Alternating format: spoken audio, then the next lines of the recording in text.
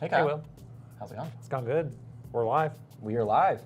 Here to answer some Q&As, give you some updates, and see what's going on. Yeah, I think there's a lot going on. At least you've been busy. Yeah, so what have we been doing here? You might have seen, if you saw on our YouTube, that we posted the BRS 900 teardown video. That was pretty fun. So we took down the whole tank, transferred it to 2 new tanks, a max spec, and an aquaforce tank over there. And moved all the corals with pretty good success. You know, when you're moving everything, you might have some die off. We had a few heads go, but other than that, it was great success. All the fish are doing great.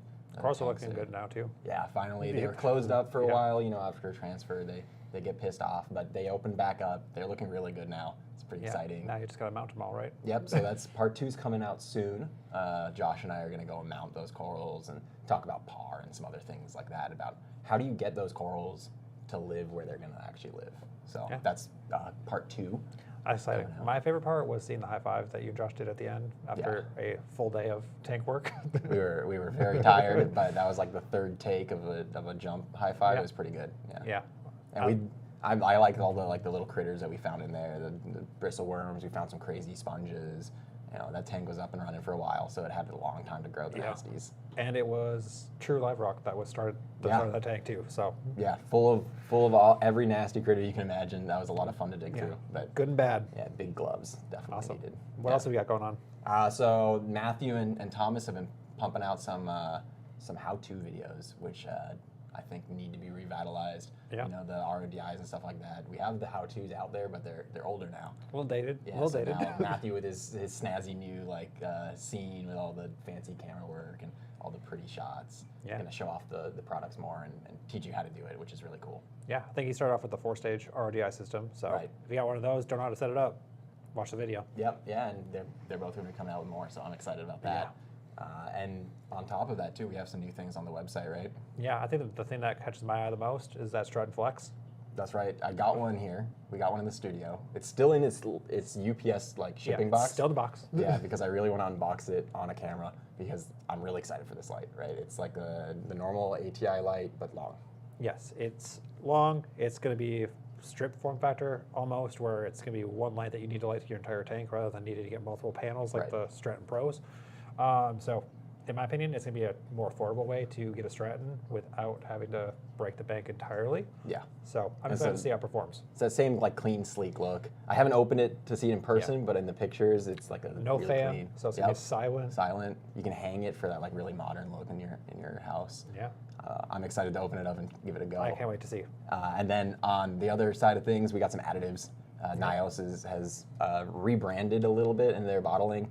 So all of their existing additives are all changed to these sleek black bottles, and they added that new ion additive regimen, which is kind of cool. Yeah, it's almost it's similar to the BRS hybrid method. So it's the 2 big bottles are going to be your primary calcium and alkalinity additives. It does boost your pH too, which is really nice.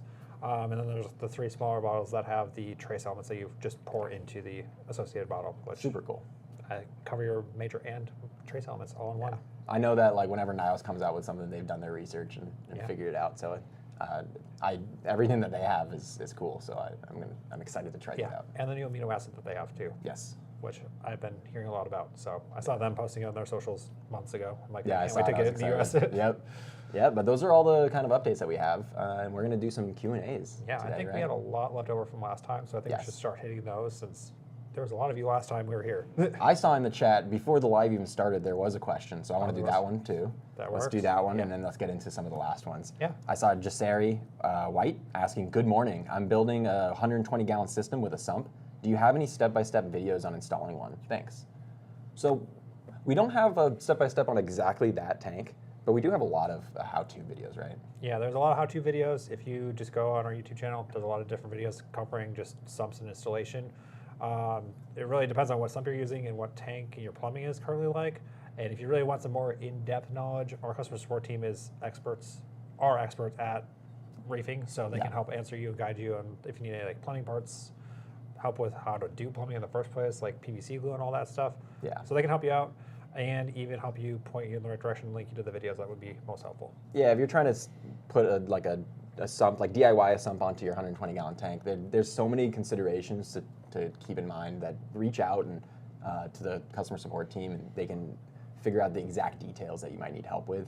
If you just need help as a general like overview, though, I like the 52 weeks of reefing and 5-minute build series. Those things are kind of classics. Yes, they are easy. The 5-minute series is so easily digestible. You just watch 5-minute video, got all the like high level stuff you need. If you really want to nerd out and go deeper level, you can definitely watch like the more thorough, longer form videos too. Right. All right, let's move on. Oak Dad, this was from a previous live stream. So Oak Dad mentioned 210-gallon tank just finished the cycle. Would you put copepods in before the fish be moved? I would say yes. I like building up the pod population before any fish are added because the fish are going to eat the pods. Yeah. So I would like to get the pods in there right away. And pods are very, very hardy, so you can add them almost at any point before the fish. Yeah, we get tons of questions about pods, huh? Yes. Yeah, Pods are definitely popular. put them in first, put them in right away as soon as you want.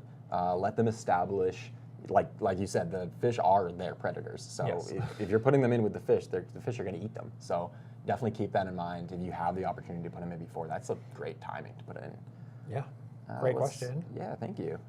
Another question, Chad Jordan. How would you acclimate an established tank to a new/stronger light, upgrading from a fluval to an AI prime, and don't want to fight the green hair algae? So, great thing about the light that you just upgraded to, you can use the acclimation mode to acclimate from where you're at to where you want the light to be set up with the prime.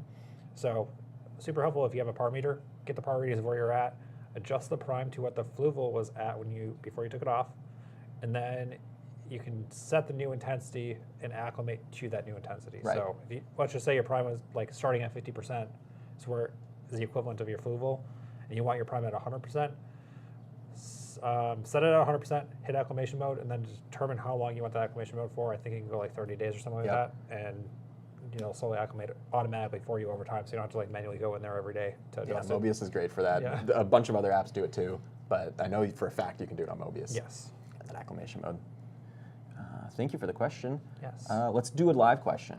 We got Brad Benefield, hopefully in chat right now, going and asking some questions. We got a lot of people talk about water changes, but then they also talk about siphoning out the sand bed. What is your ratio of just water changes to siphoning?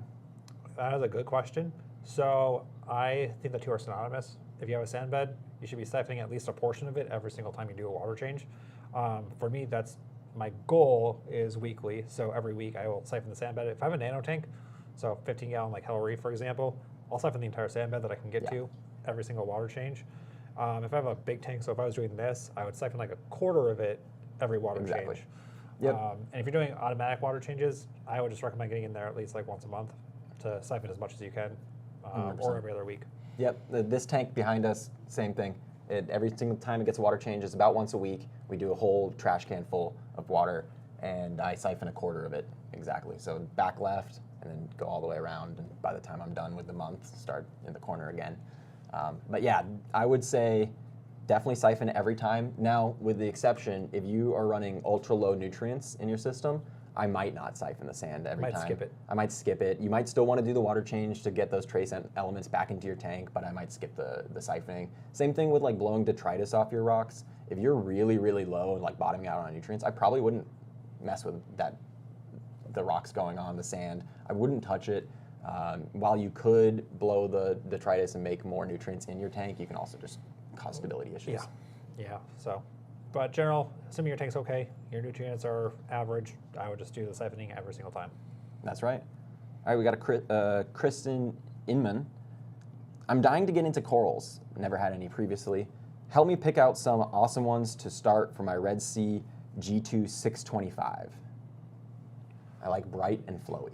So, a lot of good options. Hammers, frog spawns, and torches come to mind when it comes to bright and flowy. Yep. And gonnies. But I would recommend the gonnies hold off until you're a little bit more experienced because I find they can be a little finicky. While they won't die right away, they may just never open up for a while. And I would recommend having a super established tank before you do that. Yeah, definitely. I agree entirely. I would say some other options are going to be like your soft corals, so something like a toadstool. If you get one with the long tentacles, you can get that flowy, and then they're still bright neon green. The one I have at home is like neon green with white tentacles, but you can get a bunch of different colors. Oh, green Nephthya too is another really good choice. Green Nephthya. Now, I don't know how much you like fast-growing corals, but if you really like fast-growing corals, the new one out there, kind of new, or at least trending, is that neon green Kenya tree. So normally the Kenya trees are like that ugly, well, not ugly, but purple flesh color. Purple, brown, Plain, tan. right? Yep. It's the boring, the basic coral color. Non-fluorescent. Yeah, but you can get them in a bright green and they really fluoresce, but they do grow really fast like Kenya trees, so just keep that in mind. Yeah, not quite as fast as Kenya trees, but mine has taken over the whole half of my 25, so they definitely grow fast, yeah. That's good. All right, let's move on to some more questions. Let me see. Mike is asking, I have ick in my tank. What should I do? Only one fish made it. Should I shut down the tank and start over with a new tank? So if you have just one fish left, I would probably take the fish out, let that tank, I wouldn't reset the tank, but I'd let it run fallow, which means without fish, for a few months, probably about 3. At least 76 days. At least 76 days. I would go 3 to 4 months, somewhere around there, just to be very safe. And I'd take that fish and I'd do a proper quarantine with medication, something like copper. If it's a clownfish, I would just run copper, for example, and get rid of the ick on that fish. And then your tank, all the ick that's in the tank, if there's nowhere for it to reproduce, like on a fish, it will die off. Yeah, so I wouldn't totally reset the tank unless you were already looking for a reason to upgrade. That's the only reason why I would start off from scratch. Yes. That's the only reason why I would start from scratch, but I personally wouldn't start over from scratch unless I was already planning on doing an upgrade or needed to change my tank out with like a moving or something like that. So yeah, it's not going to massively affect your biology in there. No. It'll just affect the fish. Yeah, and there's different ways to go about it. I mean, you could do the full treatment like he said. Otherwise, you could go an ick management route where you add like a UV sterilizer and really focus on just lowering the stress of the environment and really good nutrition with the fish. So different ways to approach that. But totally understand that it is devastating to go through because it's not fun to lose all of your pets. Yeah, I'm sorry that happened. But hopefully you'll have good luck. And yeah, I'm glad that there's that one fish. He's going to mean a lot to you, definitely. Yes. Hold him close. Yes. Near and dear. Question from Jordan Wall. I'm setting up a 150-gallon tank. I'll have socks, a refugium, and then a skimmer. In some of your older videos, over-skimming is mentioned if there is too much filtration. Should I get a smallerish skimmer? So this is a great question. Something that people, in my experience, tend to go overboard on is when you are setting up your filtration and you know you want to do a refugium, you know you want to do a skimmer, or say you want to do a filter roller, for example. Yep. Make sure you're sizing that all appropriately, because if you have a fleece roller, for example, you can get by with a smaller skimmer than if you had filter socks, because the fleece roller has a smaller micron rating and will pull more out, and it also pulls it out in real time rather than letting it sit. Yep. So knowing that you want to do a refugium and you're doing filter socks, you don't need to oversize your skimmer, in my opinion, because your refugium is going to need some nutrients in order to like actually grow. Yep. And your filter socks are also going to take some stuff out. So I would do a slightly smaller skimmer. And in my experience, I think a smaller skimmer performs better on a bigger tank than a bigger skimmer does on a smaller tank. Yes. It's going to be way more consistent as far as performance goes. Definitely. I'm on the same page. I would say it's really common nowadays to over-filter your tank. The key for me with a skimmer is the oxygenation. I don't really care how well it skims. It should take some amount of skimmate out, but I really want it to create a lot of oxygen in the water. So especially if you're going for a filter sock and a refugium and the skimmer, a small one would do just fine in oxygenating your tank. Absolutely. I got another question coming in. Melanie Philbrick. So I bought a bunch of things we're struggling to install. A UV sterilizer and a whole bunch of Neptune Apex things we don't know how to install. We tried to find how-to videos, but can't find anything. Okay, good question, Melanie. This is gonna be really complicated to go over without knowing exactly like where the struggle point is. So for the UV sterilizer, I would recommend watching some of our videos. There's a bunch of different ones that show examples of how it's set up. So you're typically going to put on your return pump is what's most commonly done. Or if you want to do a more simple approach, I would use a specific pump for the UV sterilizer. Simple plumbing where it's just in and out of the UV sterilizer in your sump, assuming you have a sump. And then for the Neptune, Apex, and all those accessories, really depends on like where you're at and which specific modules you're setting up. But if you do have questions on setup, again, our customer service is like a great resource. They can help point you to videos if there is any available, and if there aren't, they can kind of walk you through and show you exactly how to set it up. And with the Apex specifically, if our agent can't specifically help you, let's say you're having some issues where you need a little bit more in-depth support, where it's like a Wi-Fi connection issue, they can help liaise you over to the Neptune specific agents that know what they're doing. It can help you diagnose your network and make sure that everything's working good, and go a little bit more in depth with you on that. So yeah, I always tell people, if you have a community around you, ask your friends. Ask the local reefers, local community around you as well. A lot of people these are complex devices. You know, this is a really complex piece of machinery going on, and so yeah, sometimes you might need a little help. No problem. And a lot of people run into it. And with Apex specifically, everyone's program is slightly different. So your goals for what you're trying to accomplish with it is different than what my goals might be on my tank. So Yeah. I would set it up a different way than he does, and vice versa. Yeah, if you got a ton of questions, shoot us pictures and like all the questions in an email. Everyone in the customer service department is all reefers. They're all knowledgeable, and they would love to help you out. Yeah. Yeah. We want you to be successful. Yeah. So let's do another question. KH Nation. When doing a larger tank upgrade, 40 to 150 gallons, for example, is there a risk of starting a new cycle? There's always a Totally. risk. Always a risk when you are upgrading your tank. Kind of depends on like how the moving process goes. Yep. I wouldn't expect a super large cycle with it, especially if you're bringing over a lot of the existing live rock from your tank. If you're bringing any over biological media from your 40-gallon tank, the cycle should be pretty minimal. Anytime I do a tank transfer, I always add more nitrifying bacteria. So I'll add like a bottle of One and Only from Dr. Tim's, just to make sure that the cycle is like not as big of a deal, and ammonia goes down really quick if there is any that pops up. Yeah, definitely. I'd say you could even break it down even smaller. You'd probably see a cycle, quote unquote cycle, in your sand. For example, if you're replacing the sand, you'll probably get a diatom bloom growing over the sand. And on your brand new rocks, if you're using dry rock, you might get some diatoms growing on there, but it wouldn't be a whole cycle with an ammonia spike or anything like that. And another tip for you too is if you know you're going to upgrade to 150 in 3 months, 6 months, or a year, take a bunch of biological media and shove it into that 40-gallon in the back and just let it sit there for a while. And then when you transfer, you can shove that all into your sump or a back chamber of the bigger tank, and it's going to be really stable. Yeah, it's hard to overdo biological media. Like too much is not really a bad thing. No, as long as you don't let detritus build up. But if you're doing a couple months ahead of time, you're gonna be just fine. Yeah, the bacteria will balance itself, no problem. Exactly. It looks like Mike shot us another question. So, any thoughts on using SPS water or SPS water change water for fish-only tank water changes?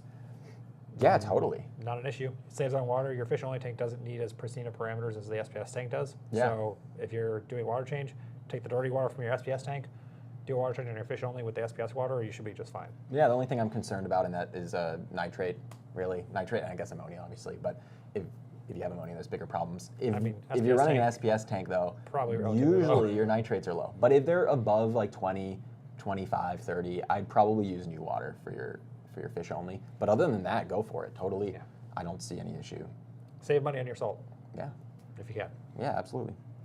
Thanks, Mike. All right, so we got another one. Kristen Inman. Hey, I'm here again. Oh, hey, how's it going? Thank you very much. Have any suggestions for a good and continuous pH salinity monitor that is much more affordable than an Apex system? I have the whole Red Sea set up. So it depends on what features are important with the monitor. So if you want to have real-time updates and be able to set like a range where you get alerted when it's out of range, the Apex is going to be your best bet as far as that goes. Definitely. Otherwise, if you're okay with it just being a little digital readout that's right by your tank that you just glance at and has an audible alarm when you're physically at home, then the Hanna Marine monitor. I think it's like the Aquarium monitor. I can't remember the full name. It's longer. It does temperature, pH, and salinity. Yeah, because it's a temperature and salinity probe all in one. Right. Which is really cool. But it's not going to give you any like phone app alerts. So if you're not home, if you're on vacation, you're not going to know. So just a heads up with that. The Apex is going to get you the away from home alerts on those parameters. Yeah, it looks like you're wanting like continuous monitoring, which would probably be the Apex system. Yeah, well, the Hanna one also does continuous. It's just but if you're not home, it's not too continuous, is it? Yeah, that's a problem. But I would go with the Apex if you want remote control, and then if not, just do the Hanna. It's a nice little one. Milwaukee also has some options like that too. Yeah, I think they have them separate. They're all separate, so you have like 3 devices. But if you want something that's all in one, Hanna is going to be the alternative to the Apex one. Yep. Awesome. Thanks for the question. Got another one here. David Jimenez. Any ill effects by going from sand to bare bottom, removing the sand slowly? Yes. Yes. So I started here like right when the BRS 160 went from sand to no sand. Yep. Just as a part of the WWC hybrid method that we were doing. So removing the sand and going to bare bottom was a little bit of an issue, even though we were removing it slowly. It led to some huge cyano outbreaks, just because you're disturbing the biological system. Your sand has a very large portion of your biological bed within the entire aquarium system, because the sand has a lot of surface area, a lot more than we give it credit for. So you're gonna have some biological instability with your biome, so just be ready for that. I would expect cyano, no matter how slow you're doing it, unless you're doing like a very less than a cup a day. Yeah, I would expect it. Just come to expect it. So that you're going to see some ill effects with. We didn't see any like detriment to the corals or fish or anything like that. It was more so just we had like another ugly phase. Yeah, definitely. It goes back to kind of the upgrading to a really big tank. Throw some more biomedia into your tank before you start taking the sand out. Let that biomedia settle and establish itself, and then as you're taking that out, it's not going to replace one for one, but it'll help, definitely. Yeah. Exactly. Awesome. Thanks, David. All right, let's do a question from Golden Dogs. Are cerites and nerite snails or blue leg hermit crabs a good way to reduce tank maintenance in a smaller tank? Totally. Absolutely. Yeah, you are your best cleanup crew, but these little guys are the second best, right? If you have detritus in your sand bed, you got algae growing on your rocks, you could go in there and scrub it and pick it out yourself, but these guys will do it for you and they'll eat it.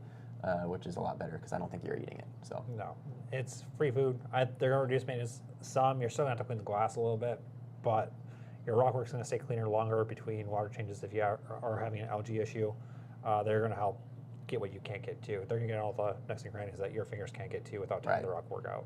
Yeah, it's tell me when they make a snail that cleans the glass. That'd be really nice. Yeah, I mean they do clean the glass. They're just not. They're not very good at it. No. Yeah, you see the bite marks. The big turbo snails in this tank do clean the glass, but no good. It's no good. I still have to get in there. Yeah. But yeah, I would definitely add them to a smaller tank. Just don't add too many. Don't add them all at once. I would add periodically. You know, exactly. A few blue legs here, a nerite there, and you should be good to go. All right, another question from Robert Sherwin. How would you suggest plumbing a fleece roller into a water box aquarium with the stock sump? Depends on the fleece roller you got, but you might need to do a metric to standard adapter on that, depending on which model specifically. So you're going to have to do some plumbing cutting, depending on the drain layout and model. You also may need to cut out the filter sock baffles on the water box sumps. So yes. Yeah, I pulled one up here. I'm looking at it. If you have one of the roller mats that fits into a filter sock, it looks like you could definitely just drop one in and plumb it in with some adapters. But otherwise, if you want one of the bigger ones, like the big Red Sea ones, or the Clear Sea, or the Aqua Ready one, you're going to need to physically plumb it in. So you might need some adapters to do that. Yeah. And for those larger ones, you definitely need to remove the filter sock. Yes. Baffling. Yep. To make it work. But yeah, just some DIY, you should be good to go. Not too big of a deal. Definitely. Yeah. All right. Eddie Newton, what medicine is good for the treatment of ick in a coral tank in the case you cannot remove the fish? So there isn't really many great options. I've heard of some like organic methods, you know, with like essential oils basically, some herbal methods, some stuff like that. But I've never had good luck with those kinds of things. I haven't either. Ultimately, for me, if I can't remove the fish and I want to give them the best chance of survival, I'm going to do 3 things. So I'm going to overfeed. I'll feed way, way too much food, you know, enough so that it's settling on the bottom, and then I'll go and siphon it out, clean it all out. Number 2, I'm going to lower the salinity. Fish do fine in lower salinity, but parasites don't do as well. It's not a very, Don't go too low if you have corals. Yeah, don't go too low with corals. Don't do it too fast. And it's not super effective, but it does help a little bit. And then the third thing I'm going to do is raise temperature. And it's the same thing. The fish can handle it. Parasites don't do as well. Again, I would raise it 2 to 4 degrees, 4 degrees most. Slowly. 2 to 3 degrees slowly. And then same thing with the salinity. I'd lower it about 5 parts per thousand, somewhere around there. See, I would do it a little differently personally. I would definitely do the overfeeding and increase the variety of foods that they're getting, and make sure I'm also doing a food supplement, so like Celcon, or other vitamin supplements that you like, just to increase the nutritional benefit to the fish. That way their immune system is better, handle a parasite infection. I would look at adding a UV sterilizer if you don't have one already. And if you do have one, make sure you adjust the flow rate to handle parasites rather than an algae bloom, because the flow rates are going to be different. And then lastly, potentially adding a sediment filter to my tank. So if you get a 1 micron sediment filter, you can just use the BRS GFO carbon reactor and just put in one of your RO sediment filters. Okay. That'll physically remove a good chunk of the parasites. So not going to eradicate it, but it will cut down on the population, which will give your fish a better chance of fighting off the infection. It'll be less severe. Definitely, yeah. What you were talking about, definitely managing the parasites in the water, right? The UV and the sediment is going to take all of those parasites out of the water column. Unfortunately, you still have to deal with the ones on the fish and then on your rocks and stuff, but getting the ones out of the water is really helpful. Yeah, it has a life cycle, so catch it where you can in the open water column. Awesome. Thanks, Eddie. All right, got another question. Oh, we got a follow-up from Robert Sherwin. To follow up on the sump question, the overflow drops into the back chamber, so I just bypass the back of the sump chamber, which is where I hold my heaters, so the flow back there would be reduced. Let me see. Okay. The overflow block into the back chamber, so I just bypass the back of the sump chamber. So which size water box are you looking at? Because is it the all-in-one? Okay, so you have no, the stock sump. He has the stock sump. Stock sump. Let's see. See, this one might be a little hard to do live on camera because I'd have to look at the sump diagram more closely and better understand what the fleece roll you're trying to do. This is a great one. I would ask our support team. You can do live send chat us a picture for sure. Or email. A lot of these things are hard to tell without pictures, you know? Yeah. Yep. I'm definitely a very visual person, so I would be stumped just going out based on the description, and I know your YouTube chat has a limited amount of characters, so I would recommend contacting our support channel. Just go to bulkreef.com. There's a little live chat window at the bottom. Yeah. Chat with one of our support agents, and they're happy to help you out and give you some more direction. I do notice really briefly here that you did mention that you have the heaters in that back chamber and the flow would be reduced in there. I've ran into that problem before where I had the heaters in a chamber that's way too slow and the display actually doesn't heat up properly. So definitely make sure that the probes for the heater are either in your display or somewhere not close to those heaters, because the heaters will just heat that little chamber up and turn off. Yeah. So if you can move the sensors away from that, that would probably be best. All right, we got a question from Eddie Newton. We just answered this one. We just answered that one. All right, one from Mark Tripp. Hello, everyone. I use periwinkles from the ocean to help keep my glass clean. I don't think I've ever used periwinkles. Oh, wait, there's a second half to the question. 1 second.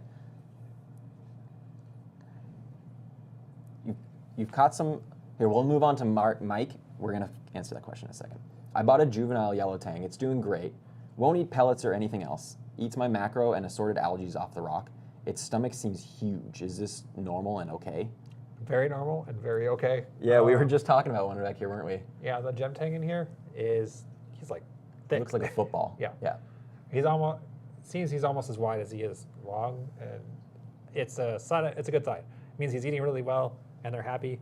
Even in the ocean, if you go scuba diving or snorkeling, you'll see them. Tangs are not flat. They are rotund. No, they're supposed to be thicker fish, definitely. A lot of times in our reef tanks here, they really just pick at food and sustain themselves, but when they thrive, they get really, really big and thick. So definitely not a problem. I'd say you're probably doing a good job. Yeah, they're, in my experience, fish are more cylindrical than they are like flat, unless you're looking at a look down. That's the only fish that should be like skinny and flat. Yep, yeah, exactly. Even butterflies have a little thickness to them. Yeah, filefish, tilefish, same thing. Yeah, the tilefish are really, really flat fish. Filefish, flatfish. Yeah. All of these fish should be thick, but most of the time in the hobby, they're a little thinner than you'd expect. All right, let's go to another question. Let's do that Mark Tripp question here. Yeah. Or maybe it's just a comment. Hello, everyone. I use periwinkles from the ocean to help keep my glass clean. I've caught some small crabs, small shrimp, and hermit crabs from the ocean, and they help keep my sand clean. Yeah, that's pretty cool. I would say I lived down in Florida for a while, and I went and collected some of my own inverts and some corals and stuff. There is a lot of parasites in the ocean. Yes, a there ton. is. Now, most of the stuff we get in the hobby comes from the ocean, so keep that in mind. If you're buying it from a fish store, it's not necessarily cleaner than from the ocean, but I've ran into a lot of issues bringing stuff in from the ocean. So just be careful when you're doing that. I wouldn't put it into a really high-end reef, for example. I'd probably Wow. quarantine things before I do that. And then the other thing, make sure you can tell what hermit crabs you're grabbing. Some are Some not so of them friendly. get really big and they're really mean. Yeah. So yeah, just be careful with what you're grabbing from the ocean. Make sure you're doing it legally too. Yes. Check all the boxes, make sure it's legal, make sure it's safe. Know what you're grabbing. A great question, or a great comment. We're going to do some questions from a previous live here. Osti Bella, I have a 180-gallon reef tank. I was in a motorcycle accident and couldn't cover my tank. It's overrun with pulsating xenia now.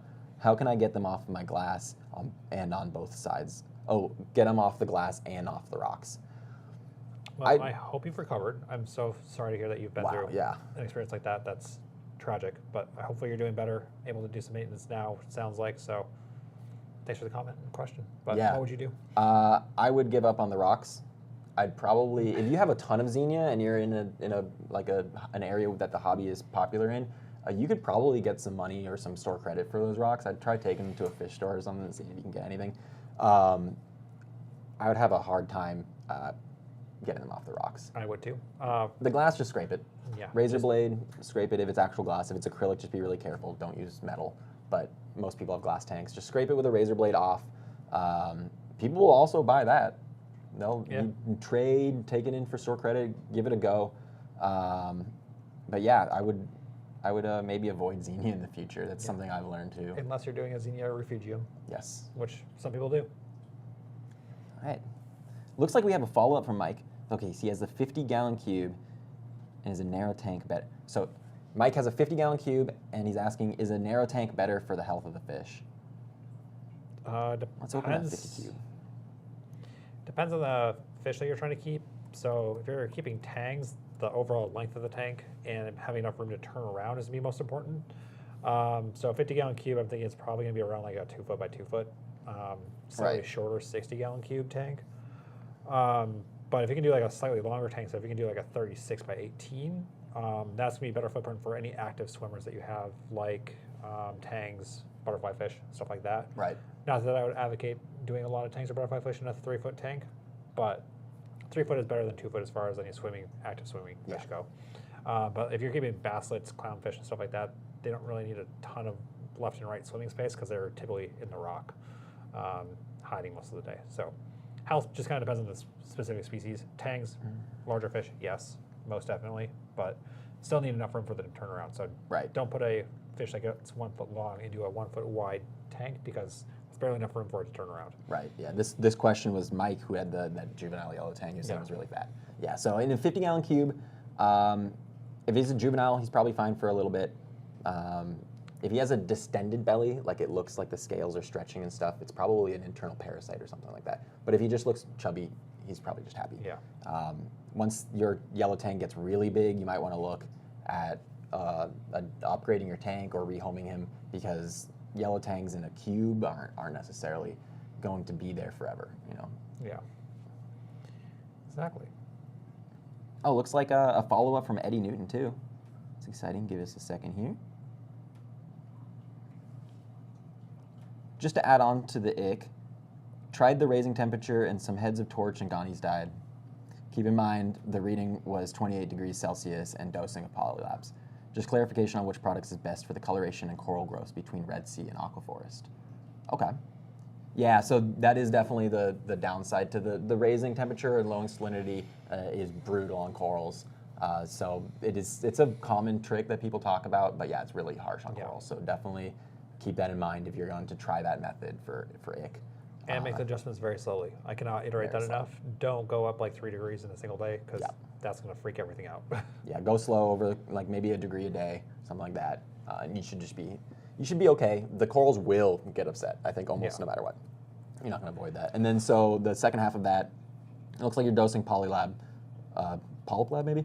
Yeah. Just clarification on coloration, coral growth between Red Sea and Aquaforest. So to be honest, Red Sea and Aquaforest, they have very similar product lines in terms of options available out there. I'd say go for the one you like the most. I've used both of them and have had no ill effects whatsoever. They both work great. I've had good success with both of them. Honestly, I can't say there's been a huge difference between the two. I haven't been able to see it side by side just because I don't have enough tanks to do that. And I also don't have any tanks set up where they're all exactly the same, so it's hard to say like a fair test that one's better than the other. So Yep.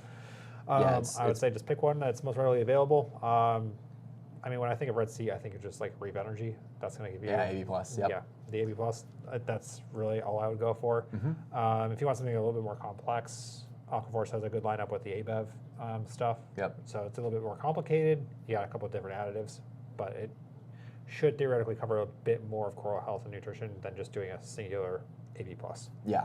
Yeah, I like both of them. I've ran both of their 4 parts now, the Aquaforce 3-part and then the Red Sea 4-part, and they both do really great. The additives are really clean, fully clear. They mix really well. Well, they don't mix, but they don't crystallize in the bottom. Yeah, and they have trace elements in them too. So yeah, they're great all-in-one dosing. Ultimately, it seems silly. I pick between purple and red. Yeah, You know, like that. They're very similar products. I like them both. very similar. All right. Carol White. I can't seem to get rid of algae. Water parameters are great. What do I need to use to get rid of the algae? I think we hinted at this earlier. You yourself are the best cleanup crew. If you have algae, It's you. manual removal, siphoning, Yep. toothbrush that's not been used with toothpaste specifically. Or just use in general. Yeah. Maybe a new just toothbrush. a brush Yeah. in general is going to be your best tool as far as getting rid of algae. Make sure you have an adequate cleanup crew. So if it's been a couple years, your cleanup crew may have been gone, died, perished, Yeah. died of old age after Yeah. a couple years. Yeah, some of those cleanup crews, they're not very I mean, snails- long-lived. Yeah, some snails only live like a year. So you have to keep on top of replenishment of those. Make sure you have an adequate one. Beef it up a little bit, and just make sure you're not like overfeeding the tank. Yeah. Ultimately, that's probably like the number one cause, because if you have pellet food, super Yeah. high nutrient density, which means that every little pellet that you miss that does not get eaten by a fish is now just a nutrition sink Yeah. that's going into your tank. Yeah, so I see this a lot. Water parameters are great. Usually, you'll see your water parameters good if you have a lot of algae, because the algae is consuming all of the nutrients in the water. Yeah. So if you went and you removed all of it, you'd probably see a spike in nutrients on your test kits. So yeah, get in there and remove it yourself. If you see that nutrient spike, do a water change. More water changes always help with removing algae. Also check your lighting schedule. Sometimes too long of a photo period can cause algae. That's unmanageable. So maybe you shorten the photo period as well. Yeah. Justin Steckley has a question. When are the new Nios Quantum DC pumps going to be released? That's a great question. I'm on the team that would have more information on that. I Yep. don't have a firm date, but we're expecting before end of the year.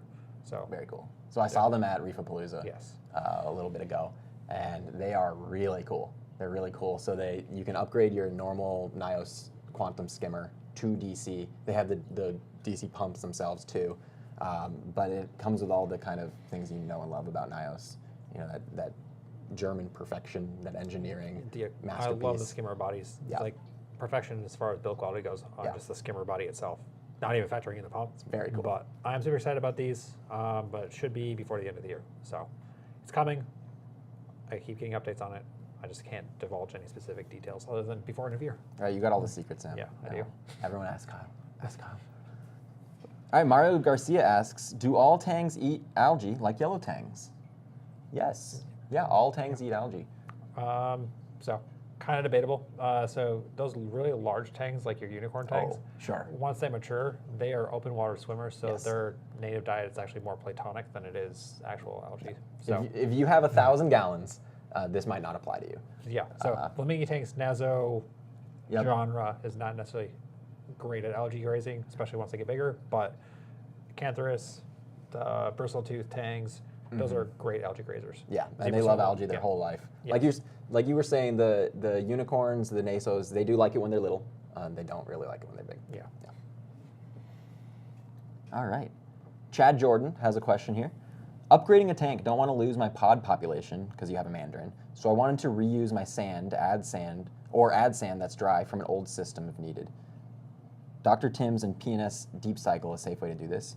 Yeah, totally. Yes. Yeah, absolutely. I wouldn't recommend reusing sand just because sand is kind of in like layers in your tank, the bottom being like the denitrification center of your tank. So when you stir it up and mix it all up, you lose the layers and a lot of death can occur in the bacteria population there. So I would go for new dry sand. Dry sand from an old system, no problem. rinse it off, clean it off, use that. And then, yeah, Dr. Tim's, one and only, and then PNS Deep Cycle. And I would do the PNS Deep Cycle where you take the sand and you put it in a bucket, and then you saturate it, and then you leave it with water in the bucket for a while, and then you put it into the tank. Yeah, I would go that approach too. I would also, with the new tank, I'd also just, it would not hurt to get more pods just to more pods for sure. Boost the population. And also with the new tank and already having the mandarin, I would also look at doing some phytoplankton dosing just to really further encourage the pod population to grow and take off. Because the mandarin can be quite efficient at killing pods and taking out the population pretty quick. So since you're going to do a new tank, I know you're probably bringing over live rock and biomedia that already has pods and stuff growing in it, but give it a really good jump start from the get-go since you're transferring a established tank over to a new one. Yeah, we just transfer those tanks, and I find that when you transfer like an old established tank into a new one, a lot of times everything kind of pauses. Your pod population is going to pause, and if your mandarin is eating it, it's going to shrink. Bacteria, same thing. Everything kind of takes a little break for a few days to a week, and then kind of starts to kick back in. So yeah, maybe at that point, when you do the transfer, add a few extra pods for your mandarin there. All right, Billy McEntee has a question. Best size tank I should get for a pair of blood orange clownfish? I think the blood oranges are those maroon hybrids? Right. With also layers.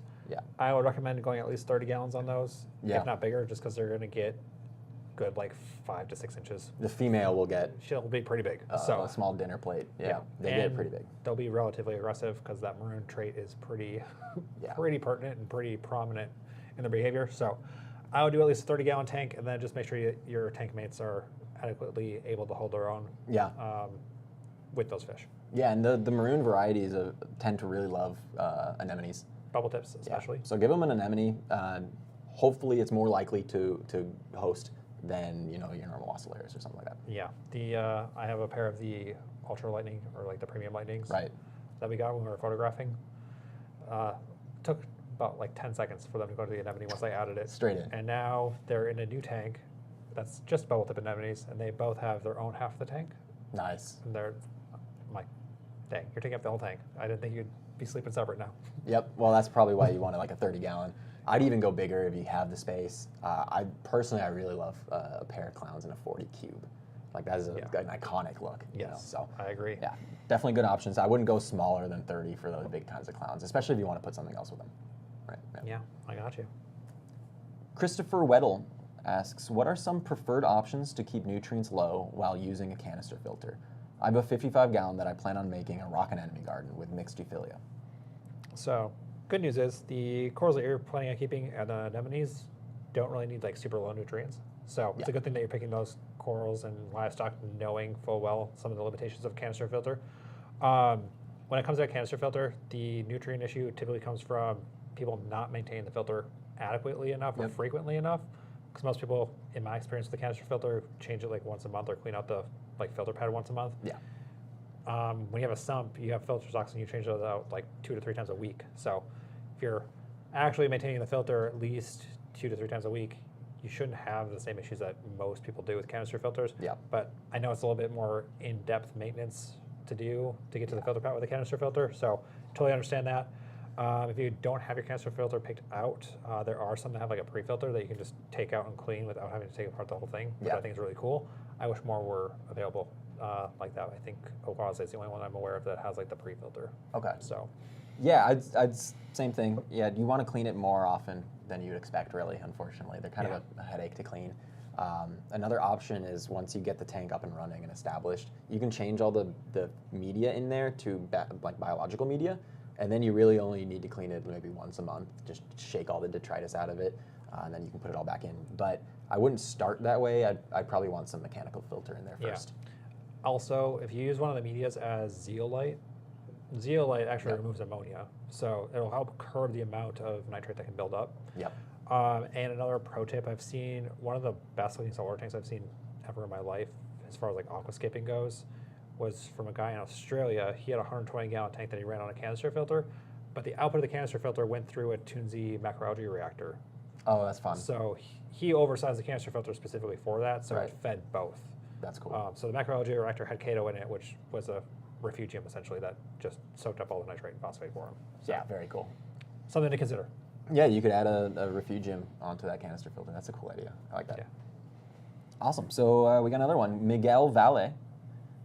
Hi, any other option to eliminate Asterina stars than using a harlequin shrimp? Not very many that are reef safe, unfortunately. Anything that eats starfish is usually going to eat other inverts. Harlequins are a pretty good option for that. I have the problem at home, and I don't want to add a harlequin, so I remove them. I am the harlequin shrimp. Manual removal is really the only other option in a reef. I would say Asterinas, they're not necessarily bad. Anytime I've seen them going after a coral, it's typically the coral's already been stressed out and not doing so well. So I wouldn't worry too much about having Asterinas in the first place. But if you want to reduce the population, film algae is a huge part of their diet, especially like depending on which kind of Asterina you have, since there's multiple species.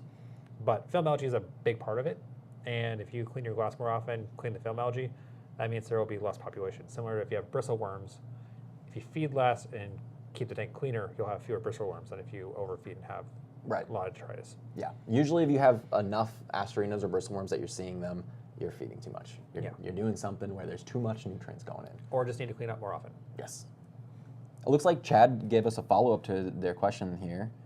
So they were upgrading their tank. They don't want to lose their pod population, so they were asking if they could reuse their sand, and then talking about Dr. Tim's and the PNS Deep Cycle as well. So they're asking, I have the Fido tank with a CTA pump that sits outside my tank and a 1/2-inch hose running in and out of the tank. Oh, cool. Okay. So yeah, you have a Fido tank already on your system. That's cool. In that case, you probably have enough pods in that there. So yeah, if you have that Fido tank running with some ball valves for cleaning it. Yeah, cool little like reactor setup. I'd say if you have, depending on what you have inside of there, you probably don't need more pods. They live in reactors like crazy. They love reactors. It just never hurts, in my opinion, to add more. You can't have too many. No, add at the beginning, add it at the end, whenever you want. Add more pods. Always recommend more pods. All right, Rob Best asks a supplement to raise NO2, currently having cyano. I don't think anyone makes any nitrite additives, unless you mean NO3, which is nitrate. Yeah, I've never heard of a nitrite additive. If you want to raise nitrite, it's going to go away right away because bacteria is going to process it after your tank's cycled. So, also, I mean, with this, if you have cyano, I wouldn't worry about dosing an additive to fix nitrate or phosphate. In my experience, cyano is not nutrient related. It's more so just availability of organic material. Yeah. So if you have like a lot of leftover fish food, cyanobacteria, which is a bacteria, will cover the surfaces that has the food on it. Yeah. So manual removal, siphon it off the rocks, blow it off the rocks. Just clean up your sand bed a little bit more frequently. Make sure you're not overfeeding. And if it's like super stubborn, super aggressive, and that's just really not working out for you with the manual removal, then something like ChemiClean is a great alternative medication that's going to knock it out right away. Yeah. And in terms of a supplement to raise, let's say you're asking for NO3, I would probably say Brightwell is a great option. Yeah. I like theirs. Works pretty well. Neophos, NP Plus is also a good one. Neonitro or whatever. Neonitro, Neophos is the phosphate. Yeah. NP Plus, but that raises phosphate as well from Tropic. Yeah. Yeah. Good question. Good luck with your cyano. John, we're going to take one more question here. John Schumacher. I did an ICP test, and among other things, it came back with high boron. Do you have any experience with this and any recommendations to reduce boron levels? So if it shows up repeatedly, I mean, obviously there's something leaching the boron into your tank, or one of the additives that you're dosing is dosing too much boron. But if it's a one-time test, like if your other ICPs have never shown it, water changes. Water changes would be the way to remove it. Water change. Also, it's a single ICP test. I would not go crazy with a reaction on it unless your corals are looking stressed at the same time. So if you're just doing like your regular maintenance every 3-month ICP test just for the sake of doing them every 3 months and your corals are looking good, don't worry about it. Yeah. Your corals are going to be the best indicator if something actually truly is wrong with the tank. Yeah. And if you don't have corals, you probably don't need to worry about the trace element level because your fish are going to be very tolerant of a lot of different things. Yeah. Much more so than any inverts will. So if your corals are looking fine, I wouldn't do anything. I would just wait till the next ICP test, see if it's consistent, because as much as we love ICP and know how accurate it is possible that calibration could have been wrong, something happened with the sample. There are like one-off situations where the test may have like a weird reading on something. So Yeah, absolutely. don't freak out, don't panic, but water change is going to be my approach to lowering any element. Yeah, you can't hurt your tank with a water change, so go for it, do a water Yeah. change. Hopefully that boron goes down. If you don't see it on the next ICP test, I'd just chalk it up to a mistake. Yep. Yeah. Thanks for watching. That was the BRS Q&A. Yeah. Awesome. Have a good time. We'll see you next time. See you next time.